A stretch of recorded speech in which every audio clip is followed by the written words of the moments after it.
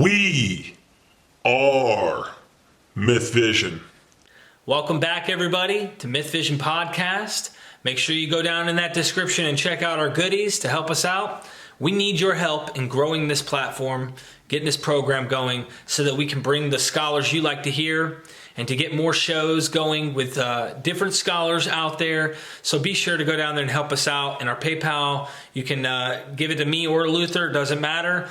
Make sure you write a comment. If you have a specific guest you're interested in, we'll start doing that. Leave something down in the comment section. We have a special guest with us today, and this is Christopher Lawson, or he goes as C.H. Lawson, Reverend C.H. Lawson. Either way, how's it going, Chris? Very well, thank you. Good to be back on your show. Yes, sir. In fact, I appreciate your shows, and I hope that people who are watching catch the other shows that I've been on here where we've been talking about entheogen use in ancient cultures, and we did a previous show on the story of Jesus, and we did one with Dr. Eisenman, and Dr. Robert Eisenman is a scholar that I highly respect. So I think I'll start this show out by referencing a few things that we made in our comments in our last show with Dr. Eisenman. I have to say that my research wouldn't exist if his research didn't exist. His was foundational research for me. There's a lot of Dr. Eisenman's material that I 100% concur with and am impressed with, and actually rely on as a foundational basis for where I've taken my research. I think Dr. Eisenman has opened a lot of scholastic doors, and I have dared to step through a few of those doors that Dr. Eisenman himself has not stepped through. So I'll try to be clear about where I've gone beyond Dr. Eisenman's research, but on the basis of his. So to begin with, I concur with Dr. Eisenman with regard to Paul as a Herodian figure, Paul as an outsider from the Qumran community who actually went to the Qumran community. I concur that the idea that Qumran was Damascus. When the road to Damascus incident, well, Qumran, they called their encampment Damascus. One of the Dead Sea Scrolls is called the Damascus document. Paul is the liar of the Habakkuk Pesher. Now, the liar is a term for a sectarian opponent that was previously a part of their sect, stayed with their sect only a brief time, left under hostile circumstances, and opposed the sect. And the sect describes him as doing a number of things which I think we can all link to the Apostle Paul. First of all, they said that he raised up congregations. How many other people went out raising up congregations, raising up churches? There are very few people. That's a very short list. Now, this particular person who raised up congregations had a distinctive teaching, and that was that he opposed the law of Moses, that it was done away with. Well, that's exactly what Paul preaches when you read his writings in Colossians and Galatians, so it fits Paul perfectly.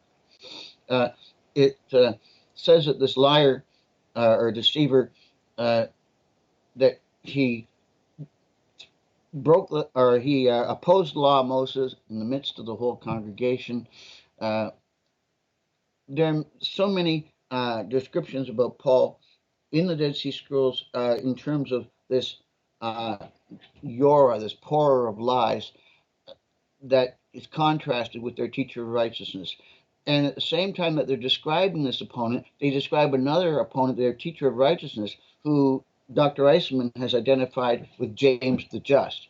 And I highly recommend Dr. Eisenman's initial research, James the Just in the Habakkuk Pesher. In fact, this is my copy of James the Just in the Habakkuk Pesher. Now, that's 33 years old. So Dr. Eisenman has been doing this research and pioneering it for many, many years. And I found James the Just in the Habakkuk Pesher to be persuasive and convincing on the basis of the evidence that he adduced. Now, there are a lot of technical terms in the language of the scrolls that fit precisely with the Hebrew, and Dr. Eisenman is a master of elucidating the comparisons to the New Testament. I recommend that you read James the Just in the Habakkuk Pesher for yourself to make those determinations. It is included in his book, The Dead Sea Scrolls and the First Christians includes that material. So you'll find it incorporated there. Now, let's go through some other things I agree with Dr. Eisman on. That the DSS, the Dead Sea Scrolls sect, was essentially a subgroup of the Essenes, which we can call the Nazarenes. The Nazarene name itself came from a combining of two Hebrew words.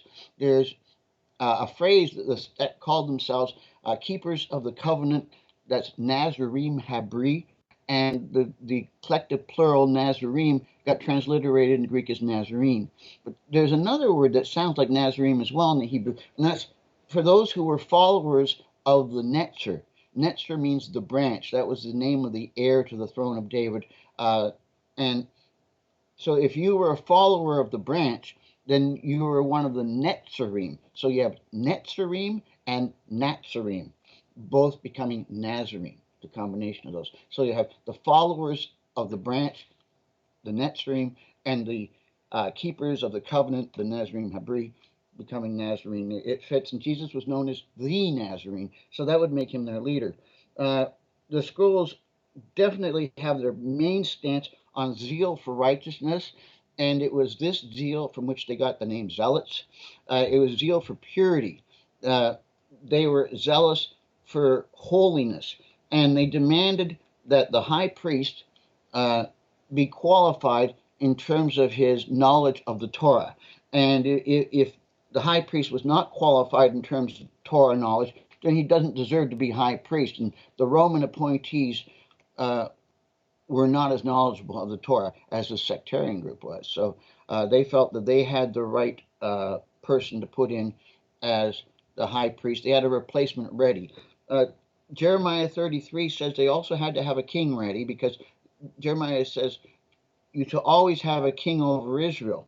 And that's an important thing. And I'll get into that as to where I go beyond Dr. Eisman, because Dr. Eisman says, I usually just deal with the Pesharim. I don't deal with these other documents to that extent.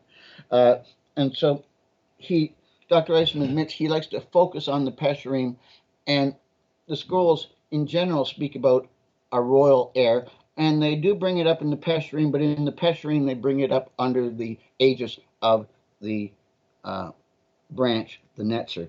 So, and Dr. Eisman does admit that the Netzarim, or that the Pesharim mention the Netzer, mention the branch. So they do take that up in their discussion. And when I mentioned that to him in our last interview, he immediately stopped scoffing at the concept of a king being involved in the scrolls. That never came up again once I mentioned, well, they have the Netzer. That was it. No more debate on that. Because Dr. Eisman knows the Netzer ideology of the scrolls very thoroughly and has written on it. And I think as he has aged, I think he forgot a little item on that, and then he recalled it. And I have just tremendous respect for Dr. Eisman, so I won't fault him for aging. I'm glad that he's still with us. I won't fault him either, and we know that you respect him, so there's absolutely nothing to be concerned about with that. Today, it's not about that. In fact, we all have his back, and we appreciate his scholarship and everything, so feel free to speak freely and understand that we know you respect him, so you don't have to repeat that, and I know you feel like you want to, because you don't want to feel like you're stepping on toes, so thank you. Exactly. So I could have, at that point when he mentioned, kings, I don't know much about the kings in the scrolls. I have gone to a number of quotes in the scrolls, and I will do so this time. So here we go. This passage I'm about to quote reminds me of the passages in Luke and in Matthew predicting the destruction at the end of the age and the battle, the circumvallation of Jerusalem and the whole war in AD 70. They predicted in the scrolls, but they say some interesting things here. They say, quote, this, first of all, this is from scroll 246 from K4, and this is the Eisman and Wise translation. So like I say, Dr. Eisman knows all this material, but some of it has leaked out with age, so we've And I'm sure that I've lost a lot with age myself. I don't snap to every reference I want to as fast as I used to. And so here's a quote: "There will be violence and great evils. Oppression will be upon the earth. Peoples will make war, and battles shall multiply among the nations until the King of the people of God arises. He will be called the Son of the great God. By his name he shall be designated. He will be called the Son of God. They will call him the Son of the Most High. His kingdom will be an eternal kingdom, and he will be righteous in all his ways. He will judge the earth in righteousness, and everyone will make peace. The sword shall cease from the earth, and every nation will bow down to him." Yeah, so they definitely had a king in mind, and it was the pivotal climax of all their prophecies that he would become the boss guy. Uh, and the king theme continues on many different places. Let's just find the rest of my notes. There we go. Okay. Messianic King. Okay, I'm just finding my pages for looking at my reference material, and I'm quoting a lot of this material from my Reconstructing Jesus. You really want to get a copy of this for yourself. A lot of work went into this. Oh, that's part of the where things have changed over from Paul. He reversed a lot of things. Okay, that's not the one I want to go to next. The one I want to go to next is in my Cannabis Sacrament, which is part of my court presentation with the Church of the Universe. A lot of Dead Sea Scroll material was presented here in that court case. This is from the Damascus document from Cave 4, and it's fragment 3, column 4, lines 7 to 10. "And the star is the interpreter of the law who came to Damascus." Again, that Damascus thing there, to talk about as a place. And this is the same idea with Paul, but "who came to Damascus, as it is written, a star departs out of Jacob, and a scepter arises out of Israel. The scepter is the king of the whole congregation. And when he arises, he will destroy all the sons of Seth." Now, when I mention that arising is an imagery for resurrection, like in Daniel, the dead shall rise and stand in their lot at the end of days. And so the rising idea was used about all the expectations of the Messiah. When you read Suetonius and Josephus and Tacitus, and they say the majority of the Jews believed in this idea, and they continually used the idea of arising as part of their expectation that this messianic figure will arise. And this sounds to me like expectations of a resurrection. We previously dealt with the idea that Jesus' resurrection was originally thought to be 40 years later by the Dead Sea sect, their teacher of righteousness. I keep saying Jesus, and I make the assumption that the teacher of righteousness of the Dead Sea sect is Jesus, the unique teacher. There were a series of these unique teachers. One of the teachers of righteousness, the one in the Habakkuk picture, was James the Just. But there were a series of these teachers, and the one they referred back to historically as the unique teacher is the one that they expected to arise after 40 years. So here we have in 4Q 250, 252, and in the Damascus document, that the king is going to arise and he's going to destroy all evil. Well, that matches the idea of the resurrection of the righteous teacher at the end of the day. So this is a link of the righteous teacher to being that king. And that's a link that Dr. Eisman said he doesn't see. But this is one of the reasons I see that link, is they both are expected to resurrect and conquer the wicked at the end of time. Well, there can only be one end of time conquering of all the wicked. So it's got to be the same person. And here's another quote. The Dead Sea Scroll sect took this very fervently. This is where they make their reference to Jeremiah 33. There will be a king shall always be over Israel. Here's a quote from 4Q 252, column 5, lines 1 to 4. "A king shall not be removed from the tribe of Judah, while Israel has the dominion. There will not lack someone who sits on the throne of David. For the staff is the covenant of royalty, the thousands of Israel are the feet, until the Messiah of righteousness comes, the branch of David. For to him and to his heirs has been given the covenant of royalty over his people for all everlasting generations. A covenant of royalty for him, for this Messiah and his heirs. His heirs. The Dead Sea Scroll community says whoever this teacher of righteousness was, he had heirs. It's an important concept. Now, one of the reasons a lot of Christians do not want to accept the Talpiot tomb as a legitimate tomb for the historical Jesus is because there was an ossuary there that says one of those occupants, one of those ossuaries, was filled with someone who claimed to be or was represented as the son of Jesus.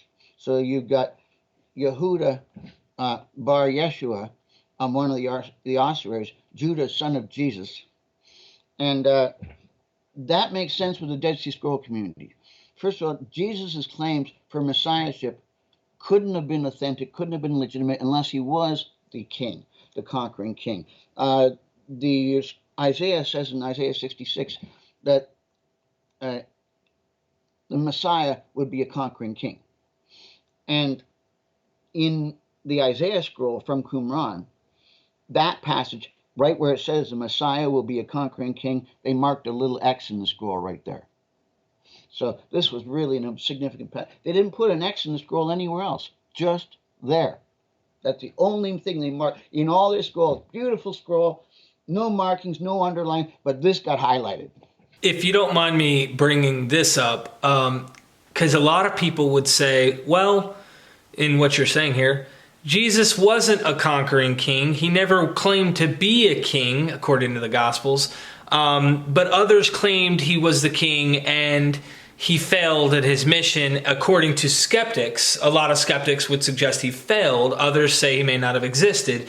We're not even talking about that. We're gonna presuppose at this moment the existence. If he did exist, what is your opinion on what happened? Do you think cognitive dissonance, like Dr. Bart Ehrman, and saying, you know what, they couldn't accept the failed Messiah concept, and this had to be the guy, so they ran with him? Well, I think it becomes a matter of national disgrace. They began, the Jewish nation, as I understand it, began a messianic war because they did believe. And that's the big secret that I'm going to have every Jewish scholar now coming on and saying, oh, Mr. Lawson, how could you be so sorely messed up? And but it does seem, the evidence seems irrefutable that a significant body of conservative Jews ran with this story and fought on the basis of it. They certainly encouraged people to fight on the basis of it, and the whole war scroll from Qumran very clearly indicates that there would be a series of battles, and the battle would only be won when there would be this messianic return, and they would expect at that time for all the promises in the Old Testament to become fulfilled. And one of those promises included the bones gaining their flesh from Ezekiel and people rising from the dead. Daniel said that the righteous, that's Team Qumran, the righteous, the righteous will rise in their lot at the end of days. So they viewed it that every Hebrew warrior, every righteous warrior from the past, Joshua himself, King David, King Saul, every single righteous saint from the past would rise up at that time because all the righteous would stand in their lot at the end of their days, and the angels would come down. And this is where Dr. Eisman refers it to the other world, when the universes merge, when the kingdom of heaven and the kingdom of earth merge together into one kingdom.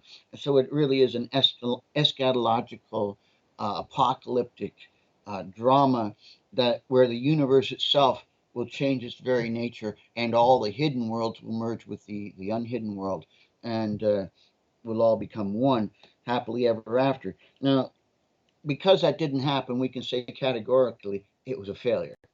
So there's no question about that Jesus was a failure. So what do you do with that failure? When Jesus didn't rise after 40 years for them, they lost the war, and most of them lost their lives as well. So that was the end of it. What was left of their movement was lacking all the teachers. They were all slain. You had them scattered to the four winds, and their mystical ideas of heavenly ascent ended up becoming newly transformed into a developing Gnosticism and secret mystery ideas that were changing every generation, and each generation becoming a little more extreme. Is it 7 levels in the universe, or is it 12 levels, or is it 49, or is it 7 times 49, or 7 times 49 times 12, or how many of them there might be? And you need a password for every level, and you're going to meet a new archon guarding the intersection between this level and the other. It just got more and more complex as the Gnostic mysticism grew. Now that's very complex, and I can see, I could see something with what you're saying being the case. My question is this: the Gospels, okay, and this is something I don't know if you've done any research on preterism, the idea that the fulfillment did happen and it did take place. It just did not happen the way that I guess most people suspect it was supposed to happen. The Gospels portray that Jesus, this character in like the Gospel of Matthew, let's just take Matthew for a second. He talks about some of them standing there will not taste death until they see the Son of Man coming in his kingdom. And Mark says that. Yeah, and it appears he's relating this to the temple. He's relating this to like the coming of the Son of Man. And when we read the Gospels, it appears that the judgment that is actually taking place on the temple is actually coming from him and his Father, so to speak. It's the idea that he's coming to judge the wicked.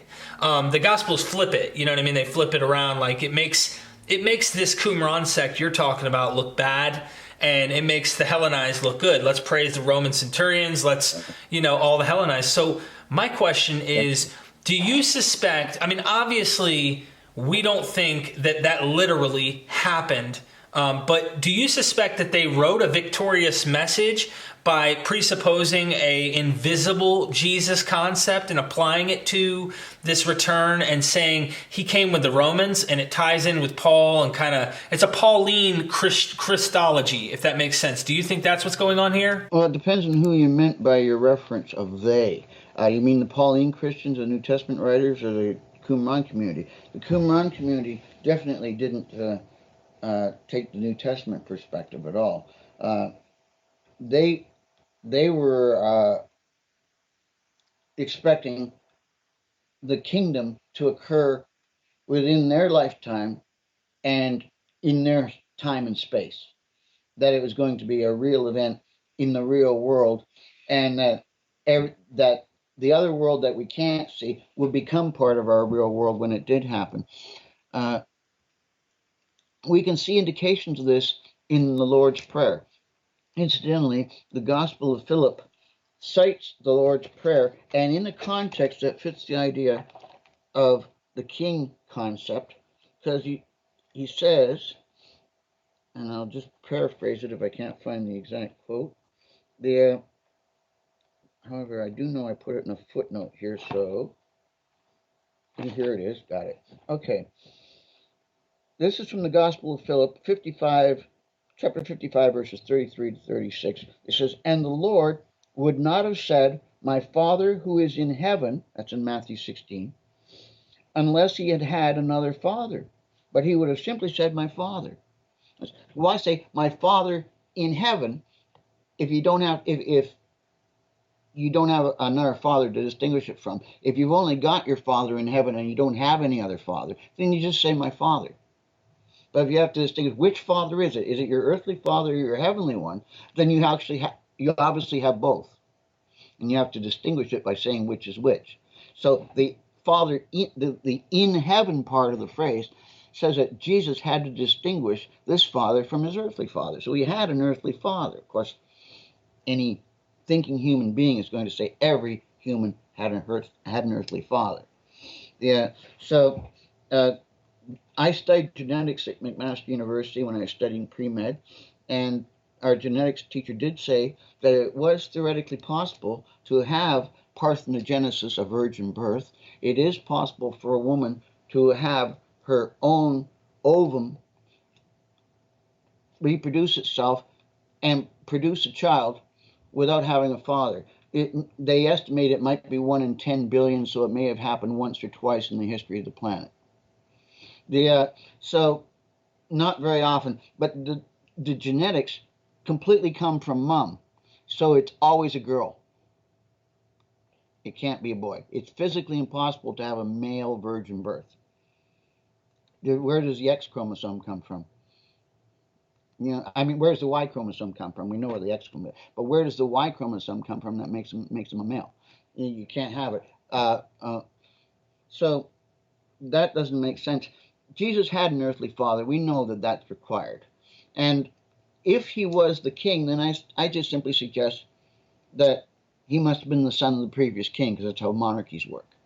And so I asked myself, which sect was Jesus most likely a part of? And there are only a few sects during the time of Jesus, lots of them after the war, but only 4 of them at most, according to Josephus, for main sects. And it's easy to figure out that Jesus was part of the Qumran sect because they match him completely in one thing after another. The idea of sacred meal of bread and wine, the idea they believed in angels and resurrection, that's not Sadducees. They were political and opposed Rome to the point of xenophobia, so that's not the Pharisees, who they called seekers after smooth things. This is obviously the sect that Jesus came from. And then you ask yourself, well, who did they have for king? Well, Josephus said that there was a sect that was founded by Judah the Galilean. So one of these sects was founded by Judah the Galilean. Nobody's going to suggest that Judah the Galilean founded the Pharisees. No one's going to suggest that Judah the Galilean founded the Sadducees. But it's not hard to suggest that Judah the Galilean founded the Dead Sea Scrolls sect. And this is confirmed when you read the teachings of the sect, and they match the teachings of Josephus. Match the teachings of Judah the Galilean as they are described by Josephus. And so we know we've got the right sect. So if this sect believed that Judah the Galilean was the king, and Josephus says that Judah had royal pretensions, then it makes sense that Jesus had to be his son if he was the son of the previous king. Nobody would be saying Judah the Galilean is the rightful king, and this guy over here is the righteous teacher, is the heir to that, and if he wasn't the son of Judah. It just makes sense that he would have to be the son of Judah the Galilean, or his claims were bogus. Now, Dr. Eisman says, but there's no evidence for royal descent for the last 500 years, and that's very true. He's nailed that exactly. That is a legitimate objection to this point of view. But that objection is answered by another observation that Dr. Eisman made, that this was a visionary group. And so if you have a visionary group, they don't need genealogical records to find out who the divine king would be. They simply need to know, or divinely appointed king should be. Then they just need to know from God himself. If they're going to have a heavenly ascent experience and talk to God, they can just say, hey, God, while I'm here, do you mind telling me who is the heir to the throne? We need to know, because you did tell us we should always have a king. That means we kind of need to know who he is. So they would get that confirmation through a visionary confirmation, and I don't see a problem with that. And that is 100% completely consistent with Dr. Eisman's observations. So, let me ask you this: by the way, the Son of God title, that's a royal title. Psalm 2 and Psalm 72 talk about the anointing of the King of Israel, and when he's anointed, he is adopted by God as God's own son. So that the idea of Son of God was not an indication of divinity, but an indication of royalty. You speculated that Jesus comes from what seems most plausible would be this Qumran Essene sect. Now, let's speculate further. Who is Jesus, and why? If you don't mind me asking you, while we're here at this point in this discussion. Who is Jesus? Well, he would be their unique teacher. He would be the one that they expected to rise within 40 years. He was the teacher who immediately preceded the teacher of righteousness that was disputing with Paul. So, who was the teacher of righteousness that was disputing with Paul? And Dr. Eisman makes a very persuasive case that that was James the Just.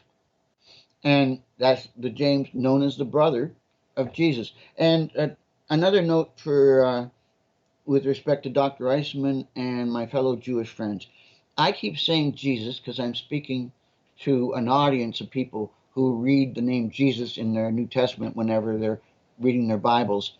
And so that's how they know the name of Jesus. I know that he wasn't using the name Jesus that we say. He would have been using Joshua or Yehoshua in Hebrew, or Yeshua in Aramaic, but it's the same as the Jesus of the Greek in the New Testament. It's the same idea. So I'm just saying Jesus for a common term of reference. We have to say one, and I don't want to say Jesus, Yeshua, Yehoshua, and every other one every time I say it. So just know that I mean Joshua when I say Jesus. And not to worry about that. And when I say the Jesus movement, I'm assuming that Jesus was part of the Messianic movement in Palestine, since he's claimed to be the Messiah. So I'm referring to the Dead Sea Scroll Messianic movement when I say the Jesus movement. Let me poke a little deeper on this at this point. James is the brother of Jesus, according to Eisman. James is his biological brother. And therefore, who's James's father, biological father, which would be Jesus's most likely? So this is where I'm trying to pin down who is this guy. All right. Well, let's get into that one then. I do discuss the place of the brothers of Jesus, and I just got to find it. It's coming up here. Yes.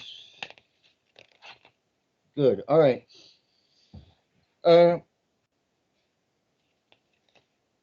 Jesus was one of a series of teachers, and he was said to have brothers. The New Testament mentions that he has brothers. So I'm just going to quote from Reconstructing Jesus, a section here, because I have all the references handy, and there are a few references that are involved, and they're not all in my head. So Judah was still alive when Jesus was born, so there would have been no question about the legitimacy of Jesus' birth. If Jesus really was Judah's son, there would have been no question about, who's the father here. Judah would have known. The issue was probably transferred to Jesus' birth stories in the rewritten version, but it likely had its origin in the events surrounding the birth of James, Jesus' brother. According to Josephus, Judah the Galilean founded the Qumran community immediately after Herod died, or at least he founded his sect. Josephus doesn't say the Qumran community, he just says he founded a sect, and I associate that sect with the Qumran community. The sectarian group had ready an alternative high priest. That might have been the historical John the Baptist. Dr. Eisman speculates with regard to a historical person named Honan, who may have been the Juanin, the John of the Baptist fame. And then they had an alternative king. That would have been Judah. Now, Judah had survived the Herodian purge, a royal competition, by being hidden under another name. Yeah, he had to be hidden when his father was being crucified. So King Hezekiah, before him, was being crucified, and Judah the Galilean wasn't running around saying, hi, I am Judah ben Hezekiah, ben David, king of Israel. He wasn't running, because obviously he wouldn't survive. And like I said, the Dead Sea Scroll community was intent on making sure they always had a king handy. So if they got one, you don't let them get the heir. They got dad, don't let them get the son. So the son has to be hidden under another name for a while. And apparently that's what would happen with Jesus, just like his father before him. Judah survived the Herodian purge by being hidden under another name. Jesus would be hidden as a son of Joseph for the same reasons. Joseph was obviously well trusted by Judah, perhaps even an obscure relation. When when Judah died, that was 6 AD, Jesus would have been 12 years old. That exactly fits the story of I must be about my father's business. And at that time, Mary was most likely pregnant with James. And that creates the paternity question for Mary's new husband. And that gets reworked into the Jesus story. Uh, the Jesus story is a composite story, so it's taking elements from many different characters in making the story.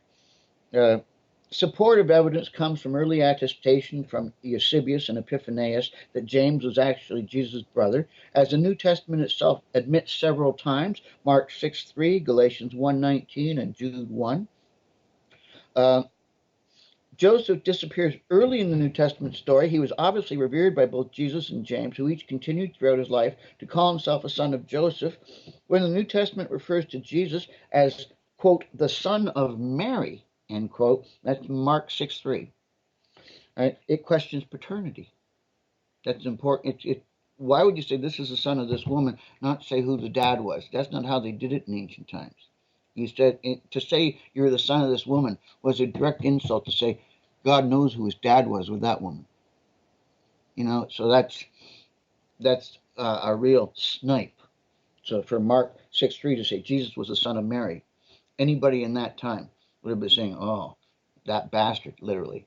Anyways, it also mentions that Jesus had four brothers named James, Jose, Judah, and Simon, plus sisters. Logian, or saying 105 of the Gospel of Thomas, notes, quote, one who knows his father and his mother will be called the son of a whore, end quote. So the historical Jesus knew who his real father was. At least that's according to Gospel of Thomas, which predates our New Testament Gospels. So it's closer to the source, a little more reliable. It's obscure, but reliable. Because this was a marriage arranged for protection of the royal family, the boys were known as the sons of Joseph, but in fact, Joseph died without a child of his own. This is clear from Mary's third marriage, which was done according to Jewish Levirate law. In Jewish Levirate law, if you married a woman and you died without any heirs, then your brother was required by Jewish law to take this woman as his wife and raise up an heir for the dead brother. And Jewish Levirate law is found in Leviticus. Clopas, he is also known as Alphaeus. We know that from Papias's comments. Married Mary to raise up seed for his dead brother Joseph. The New Testament intentionally hides the leadership role of Jesus' brothers after Jesus died. The New Testament exhibits confusion and contradiction regarding Mary and her sons. We are told that Mary, the wife of Clopas, and Jesus' mother Mary, the wife supposedly of Joseph in the New Testament claim, are sisters with the same name.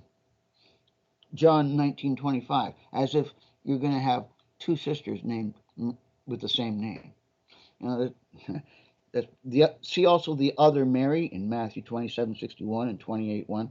Two sisters named Mary. This absurdity should be a clue.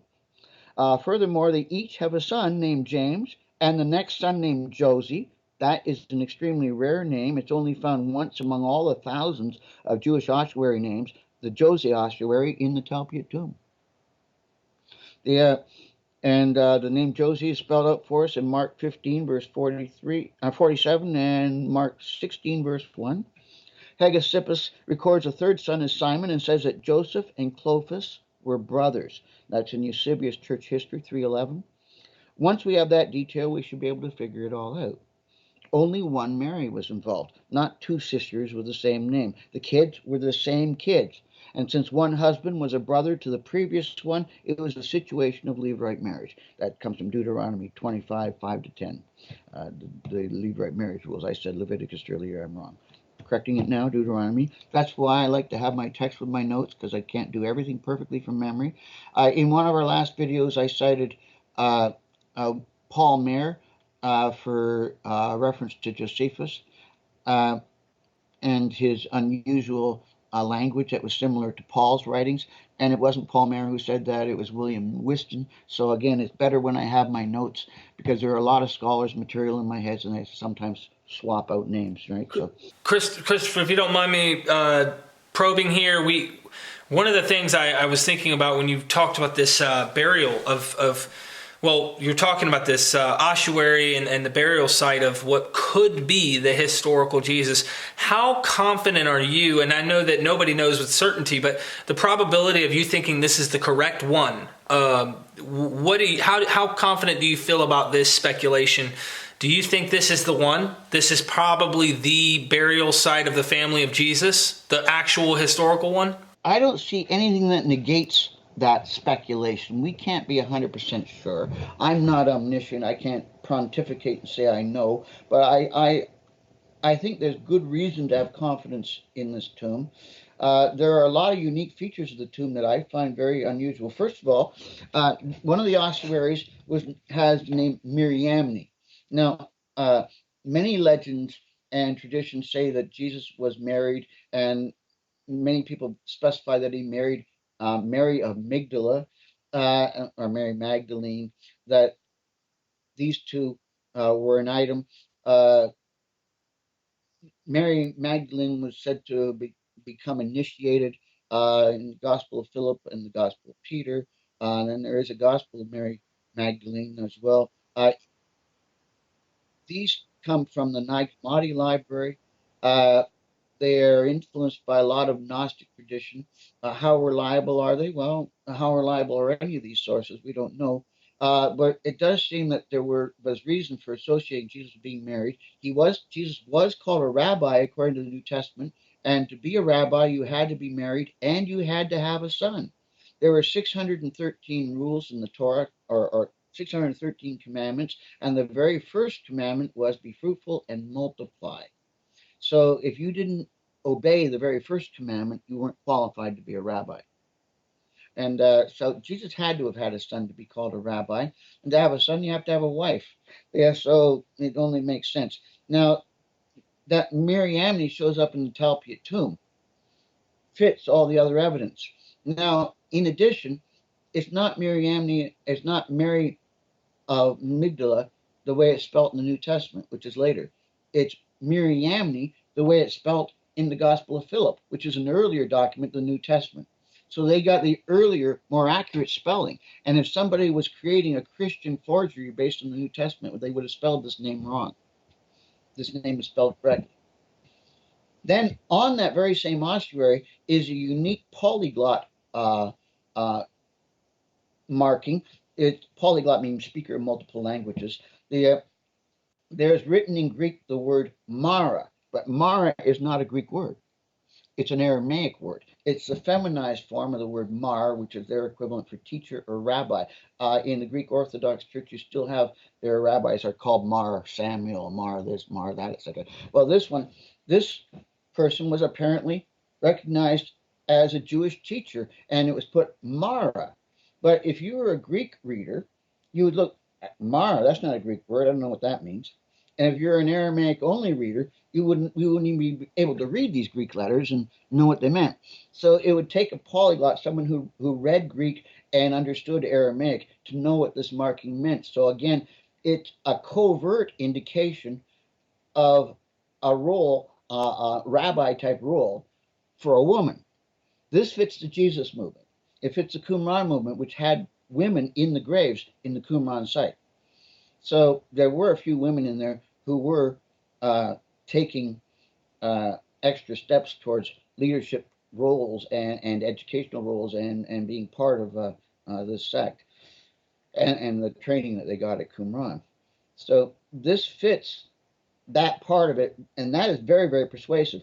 Then you have that Jesus has the son, Judah, son of Jesus there. That fits.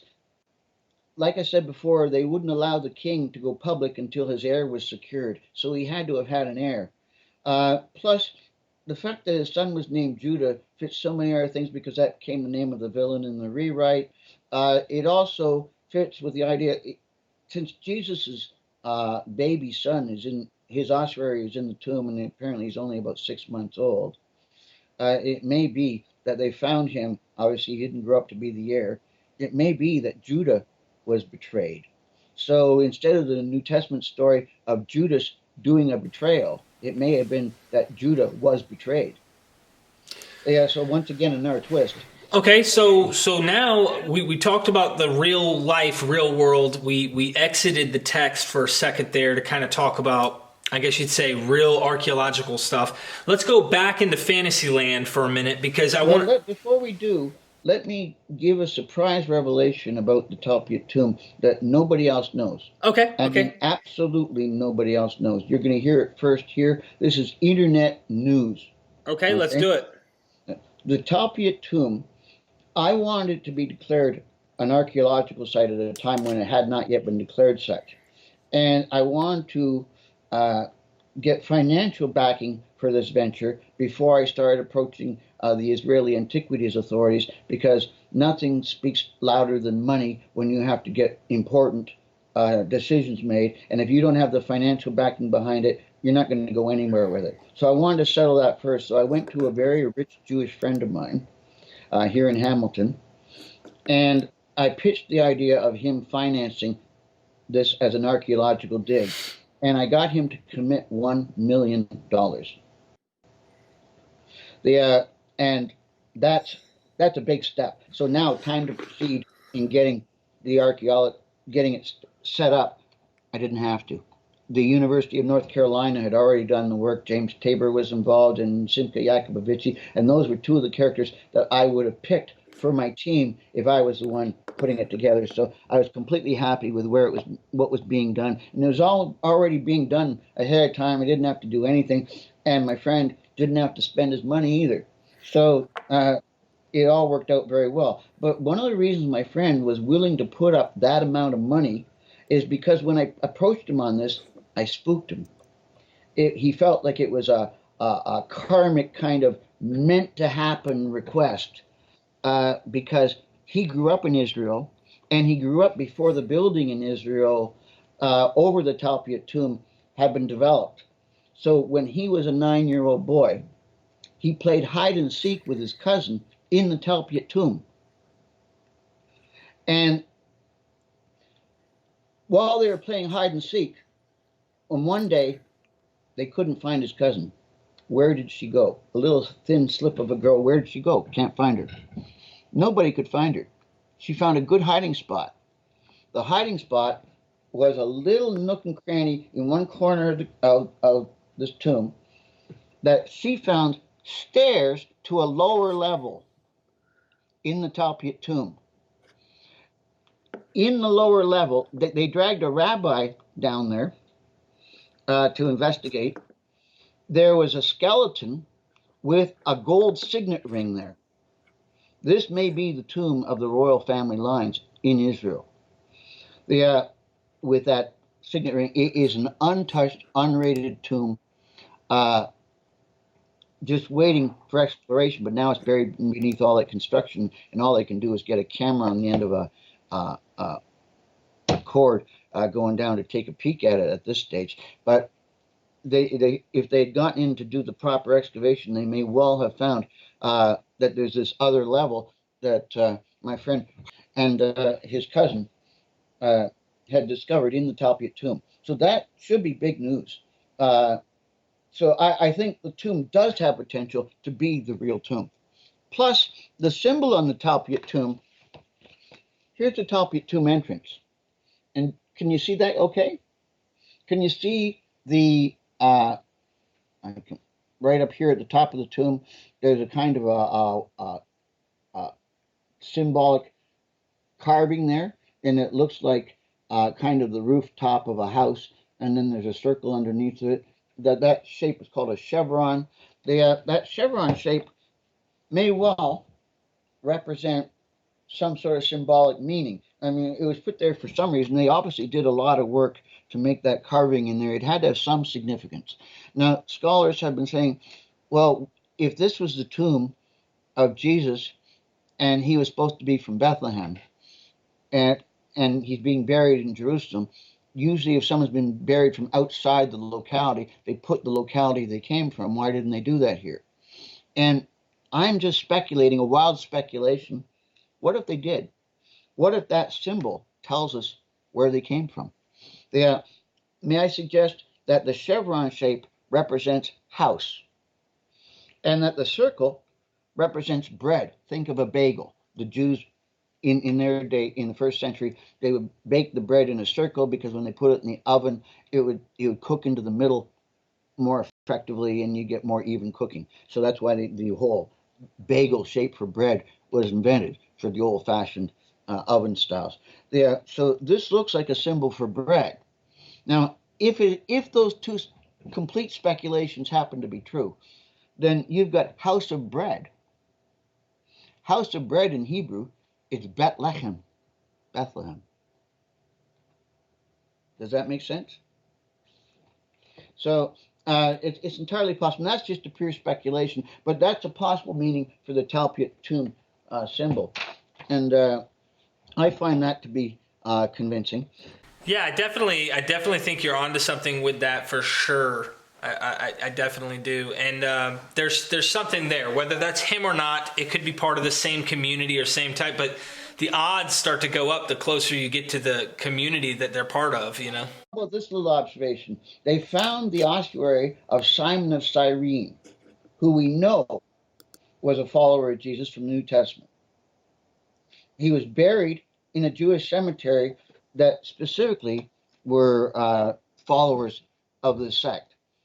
And on his ossuary was scratched the same chevron and dot symbol as on the Talpiot tomb. Now, is that coincidence? I don't. Yeah, I don't think so. Now, let me ask you this: can we go back into Fantasyland for 1 minute? Because I think the Gospels they gradually deified this guy, and they're definitely not of the Qumran sect that are part of the writing of these. I believe that the writings that we have in the New Testament are the opposition. Why deify Jesus? And what do you think the motivating factor for deifying or making this guy the Messiah for the opposition? Why would they do that if he's a historical character who portrayed the opposite of what they actually stood for? Do you have a reason or motivating factor behind that? Yes, I do, as a matter of fact, and I'm searching for my copy of Moria Horgan's writings, Charles Worth. Suggest. Okay, we'll get to it. First of all, Jesus as a messianic king was a political figure, and he was so effective in his politics that, according to Tacitus and other historians, the majority of Jews were believing in it. That required a demythologization to disarm the messianic movement. Like Eisman said, the whole New Testament was there as a counter to demilitarize and debunk the messianic movement. Now, this is probably, yes. Okay, I'm going to cite a passage from, this is Pesharim, Moria P. Horgan, Qumran interpretations of biblical books. And in it, there's a passage. These are descriptions of the messianic king that the Qumran sect believed would be. They believed that he would be a ruler of the world. In fact, this will speak for itself, and it refers to a branch. Now, I'm quoting from another translation. It's going to say a shoot. The word there is netzer. It means the branch. There are a lot of, by the way, when I'm talking about translation words, a lot of Roman Catholic translators like Martinez in his book, The Dead Sea Scrolls Translations, he will intentionally use the least common word and least recognizable words so Christians don't make certain associations with key theological terms. So he won't, if he runs across the word Derek, like your name, in the Hebrew, he's not going to call it the way, like we know in the New Testament, followers of the way. So he'll say road or path or any other translation except the way. And he'll translate it differently every time he comes across it so that you don't recognize it's a key word being repeated. So that's very, very unfair that way. He does this too with the word mysteries. Mysteries is a key term mystery religions, we dealt with, how important that was. Well, he would say secrets, keep secret, until you don't make the association with mysteries. Just that's unfair. That's not fair play. They're trying to cover it up discreetly. So, anyways, here's a translation. There, this is from. Good question. Where is it from? That she is citing. Mari P. Horgan is citing. All right, the Pesherim, and which one? I have to go back to the beginning of her citation. Okay, the 4Q Pesher on Isaiah from Cave 4, and it says, there will come forth a shoot from the stump of Jesse, and a branch will grow out of his roots, and on him will rest the spirit of Yahweh, a spirit of wisdom and understanding, a spirit of counsel and might, a spirit of knowledge and fear of Yahweh, and his delight will be in fear of Yahweh. Neither will he judge by appearances, nor will he decide on hearsay, but he will judge the lowly, or again the lowly, the poor, with righteousness, and he will decide with fairness for the poor of the earth. He will, notice again, poor of the earth. This is another Christian type title that they're referring to. And he will smite the earth with the rod of his mouth, and with the breath of his lips he will slay the wicked. Righteousness will be the belt around his waist, and faithfulness the belt around his loins. The interpretation of the matter concerns the Scion of David, who will take his stand at the end of days. Now, that's a quote from Daniel that I said before, how the righteous will stand in their lot at the end of days. That's how they interpret it. Who will take his stand at the end of days to save Israel and to exterminate his enemies. And God will sustain him with a mighty spirit, and God will give him a throne of glory, a holy crown, and garments of variegated stuff, and God will place a scepter in his hand, and over all the nations he will rule, and Magog, and all the peoples his sword will judge. And when it says, neither will he judge by appearance, nor will he decide on hearsay, the interpretation of his, as they teach him, so will he judge, and according to their command, gap with him. One of the priests will go out, and out of his hands, gap. All right, so you've got some fragmented text here, but the very clear that they're talking about a king, a Scion of David. He'll exterminate his enemies. He'll have a throne of glory. He has a holy crown. He'll have a scepter. And this is all out of the Dead Sea Scrolls. So you can understand why I had to be patient when we had an earlier reference, king, what king, from Dr. Eisman. Wow, the king in the Dead Sea Scrolls here is very, very clear. Mr. Lawson, yeah, you hit the nail on the head, in my opinion. You bring up some very fascinating points. I just have one question, I guess, on my mind, because everybody appeals to authority so often that they, I don't know, they kind of depend on these scholars who've done a lot of research. And you and Eisenman are so close in seeing that there was a real militant, very nationalistic movement going on, as well as others who were in the Roman provenance position. Brandon, scholar Brandon, that from history, he supposes a Roman provenance position, and your position sounds very similar to this. My question is, where in all of this does you and this, what you're proposing, and Bart Ehrman, Dr. Ehrman, disagree? Why is he not seeing what you guys are seeing and saying, you know what, this is the Jesus here? What's going on in your opinion? I can't tell you what's going on in Dr. Ehrman's mind. All I can say is I agree with him. There's a historical root, and I think Dr. Ehrman needs to read my work. I think he could be edified. And so here's a copy of Brandon's Jesus and the Zealots. Now, when you open the front page, it looks like this is one of the library books that I went ahead and demolished. This one came from McMaster University's library. I ended up paying for it, so I mean I did buy the books. I mean it's not like I stole them, but but there's my indexing of the book. Is that readable on the camera? Okay, you'll get an idea of some of the things that are included in Jesus and the Zealots. So if I just read my index without the references, it's rain symbolism, Jesus, James, Jesus' brother, Jews expelled from Rome, and 49 to 50 CE, James the disciple, Peter, 40-year period, zealot victory, Simon and Jacob, the moon over the temple. I don't know if that's an easy reference. Are you familiar with uh, what happened during one Passover, how one of the Roman soldiers in the fortress of Antonia, which looked down on the temple, uh, pulled his pants down and mooned the spectators during their Passover celebrations. And there was such a riot in Jerusalem that the Romans in charge had to crucify that soldier. Yeah, so that's that was the only way they were going to get peace. They would all been doomed right there. The revolt against Rome would have started right then if they hadn't done that. So that's dealt with in 104. Book of Acts unreliable, high priest versus low priesthood, Agrippa rewriting, zealots, sacrifices, Josephus as a collaborator, weaknesses in Mark's Gospels, historical Jesus absent in Pauline literature. Um, Money got Paul in the door with the early church.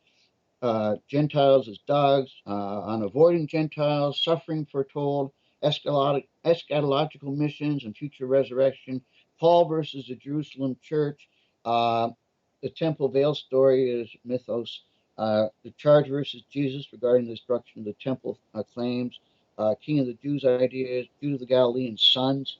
That's just one page. The list goes on. There's so many things that sound like the New Testament things. Simon the Zealot, and then Den of Lestai, Den of Thieves. That's a phrase that was used against uh, the Zealots. They were called Lestai, or Den of Zealots, sorry. Uh, let's see. Templite. Oh, you had something you wanted to say? Yeah. I wanted to. Okay, so you're covering a lot here, Yeah, there's and so much and things. and, and no need to continue. No, no, no. I think everybody gets the gist. And look, we're not going to end here. So pretty much what I'm asking is that anybody who's watching this that finds this interesting and understands that you're onto something, they need to get your PDF. They can Yes. PayPal me and email me. Let me know. I'll send over your PDFs to them. The only one that they've got to pay 20. Well, if you can give a decent donation for Yeah. the what is it, cannabis sacrament?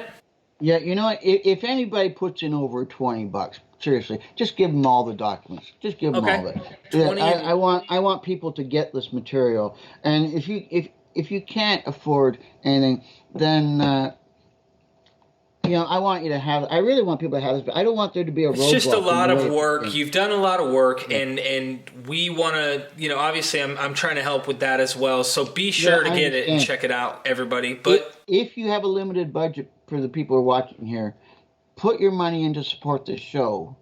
And if you have any left over, then buy my documents. Yeah, and if you got money for both, all the better. well, we're All going to right, be having you back on, Mr. Lawson. So my all question right. is, close us out with something. Tell them how they can get a hold of you. We're going to wrap things up. Okay. Last one is another quote from the scrolls. This one giving an idea of the Merkaba mysteries and showing how the whole idea of tongues of fire, which ended up being part of the Pentecost idea, the original context of where that really came from. It was really part of a mystical vision. The This is a quote from uh, the K4 copy of Enoch, and it's from column 6, and we're going to be starting at around verse 19 and following. Right. This was revealed to me in vision. Behold, in the vision, the clouds were calling me, the mists shouted to me, and the thunders and lightnings urged me. In the visions, the winds caused me to fly. They lifted me up on high. They took me to a place and took me and placed me in the heavens. I entered them until I reached the wall of a building made with hailstones and encircled so as to be completely surrounded by tongues of fire, which began to alarm me and to gap. I entered through these tongues of fire until I reached a huge house made of hailstones. The wall of this house were like stone planks. They were all of snow, and the floor was made of snow. The roof was like thunders and lightnings, and between them cherubim of fire, and its sky was of water. A burning fire surrounded all the walls, encircling them completely, and the doors were of burning fire. I entered this house, which was as hot as fire and as cold as snow. In it there were none of the pleasures of life. Fear surrounded me, and trembling clutched me. I was shivering and shaking, and fell on my face, and a vision was revealed to me. This sounds a lot like that other vision we talked about earlier, we quoted, where the shivering and shaking happened first, and then comes the vision. That's like the mysteries in Eleusis. Right? Behold, I saw another door which opened in front of me, and another house which was larger than this, all of it made of tongues of fire. All of it was so much better than the other in grandeur, glory, and majesty that I cannot describe to you its grandeur and majesty. Its floor was of fire, its upper part was of thunders and lightnings, and its roof a burning fire. It was revealed to me, and in it I saw a raised throne. It carries on further on to say, and they shouted to the Lamb. Oh, wait a minute. Before I get that far, it goes, I saw another huge place with valleys with abundant water, in which there were sweet-smelling reeds, and it uses kanna there, a sweet-smelling kanna there. And then I saw trees from which issued the resin called saru and galbanum. When in these trees there comes from them a fragrant aroma, and when these are ground up, they are superior to any fragrance. Yeah, interesting, isn't it? Then it goes on and says, they shouted to the Lamb, which was its second, which was in their midst. We are unable to be in front of the Lord. Then the Lamb who led them turned and climbed for a second time to the top of the rock, but the flock began to go blind and move off the path or the way, which he had indicated to them, without the Lamb realizing these matters. The Lord of the flock grew extremely angry against the flock, and the Lamb knew it, and came down from the top of that rock, and came to the flock, and found most of them blind and astray. And when he saw them, he began to get alarmed in front of them, they began to get alarmed in front of him, trying to return to their pens. The Lamb took other lambs with him and came to the flock. They butchered all the strays. Yeah. So what a vision that is. So here we've got a lamb-like person, we've got a person up on the throne, and this glorious description like fire and shiny things and things that are clear, and it's clearly an ecstatic visionary experience, and it's one of the Merkaba mysteries. Obviously, he's in the throne room, and Yeah. but then it goes into a vision of a lamb scolding a recalcitrant flock and slaying the strays. So it gives a different image of where it all came from. This was obviously a Pentecostal style vision. During Pentecost, they had their initiations at Qumran, and those initiates with the highest ranks got a special meal and got a new entheogenic experience like that one. And this would be the kind of stuff they would be writing down from these visions. Very difficult to interpret some of their rambling. And so a lot of people have abandoned even trying. But you can piece together some clues about the way they thought of things because of what they mentioned during these visionary experiences. And one of the things they mention is that there will be a coming king and he'll save everybody. And they end up getting disappointed in that. And with their disappointment, they shut up about their messianic visions and kept it to themselves after that point. And it only left Paul's version to gain strength and reattain dominance. Paul's version declined for a while after Paul's death. Dr. S.G.F. Brandon assumes that Paul probably died around 55 CE. The claims that he was there holding the cloak while they stoned James was probably an interpolation or just fancy story writing because everybody knew James and Paul hated each other. But Paul probably died around 55 CE because there had to be enough time for Paul's writings to go into decline so they could get into a state of great disrepair. So with Paul gone, the Jamesian church was able to exert control throughout Asia Minor and bring Paul into disrepute and his writings into neglect. But when James died in 62 CE, that would have been minimized to somewhat. And then after the war, when the whole movement was gone, it was just Paul's Asia Minor churches remaining, and they regained their fame, and they started to collect Paul's writings best they could. Some of the writings, like 2 Corinthians, seem to be the scraps of 3 separate Pauline documents put together into one. There's a few contradictions in there that don't exactly fit because they're written at different times, apparently. So we've got a really poorly preserved Corpus Paulinum, and so there had to be a period when Paul was in neglect. And if that only makes sense if Paul died before the Roman conquering of the movement, because Paul obviously was restored after that. But there wouldn't have been a period of neglect of Paul's writings if the Jerusalem church had already been destroyed. And there's no way the Jerusalem church could have dominated over Paul when they'd already been gone. So Paul had to have gone first. The Lord's Prayer being referenced and spoken about, my Father who is in heaven, shows that Matthew wasn't the only source for the Lord's Prayer. Matthew hadn't been written yet, so apparently this author knew of the Lord's Prayer from his own source, and that's independent attestation that the Lord's Prayer may well have been original to the historical Jesus. And I find it very significant that when they do refer to the kingdom there, the only place where the Lord's Prayer talks about a king or a kingdom, they do say it's on earth. Thy will be done on earth. So it was an earthly kingdom, and I think that's important to realize that this was a real royal concept, the way we would understand royalty today. And it wasn't just some heavenly spiritual kingdom that they're talking about. So all this kingdom idea, according to the Lord's Prayer, that kingdom is where God's will is done. And where does it happen? Well, it happens where the kingdom is, on earth.